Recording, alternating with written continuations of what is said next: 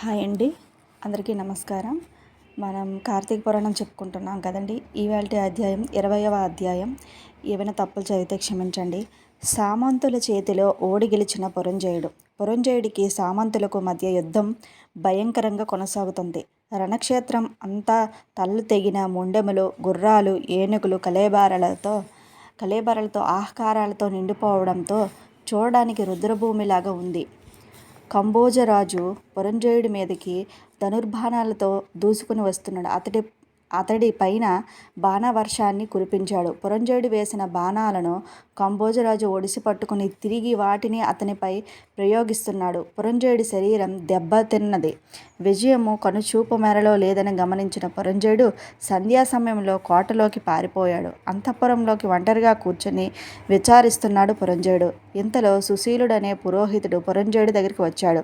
రాజా, శత్రువులను గెలవడానికి నీ సామర్థ్యం వృధా అయింది. దైవబలం లేనిది నువ్వు విజయాన్ని సాధించడం అసాధ్యం. ఇది కార్తీక మాసం, పరమ శుభప్రదమైన మాసం. రేపు కృత్తికా నక్షత్రంలో కూడిన కార్తీక పూర్ణిమ కనుక శ్రీహరిని ఆరాధించు. భక్తవరదుడైన శ్రీహరి ఇష్టకామ్య సిద్ధిని కలిగించి నిన్ను అనుగ్రహిస్తాడు. నీ రాజ్యాన్ని నువ్వు గెలుచుకొని విజయుడివై తిరిగి వస్తావు అని ప్రబోధ చేశాడు.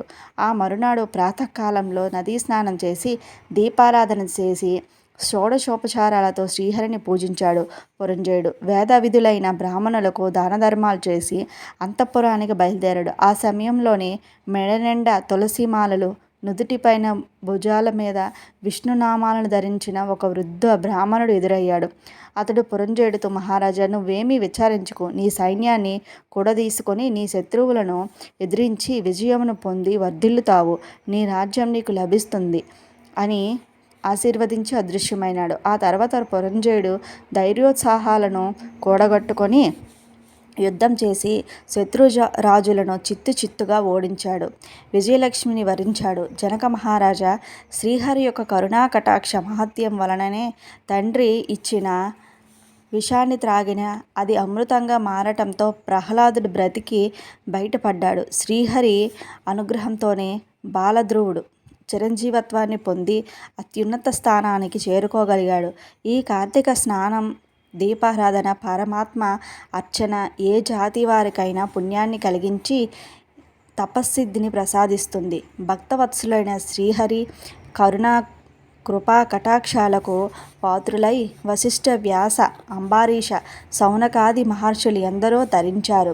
నిరాకారుడు, నిరంజయుడు, నిర్వికల్పుడు, సహస్రభానుతేజుడు, సర్వాంతర్యామి, నిత్యానందుడు అయిన పరమాత్మ శ్రీమన్నారాయణుడిగా సాకారుడై 14 లోకాలను తన పొట్టలో ఉంచుకొని కాపాడుతున్నాడు. అటువంటి శ్రీమన్నారాయణుని కృపా కటాక్షాది వీక్షణాలు కలగడం, అతడి అనుగ్రహానికి పాత్రులుగా కావడం కంటే గొప్పది మరొకటి ఏదీ లేదని రాజర్షికి బ్రహ్మర్షి వశిష్ఠుడు శ్రీహరి యొక్క కార్తీక మాస ఔన్నత్యాన్ని, మహత్యాలను పరిపరి విధాలా వివరించి అనుగ్రహించాడు. 20వ రోజు పారాయణం సమాప్తం.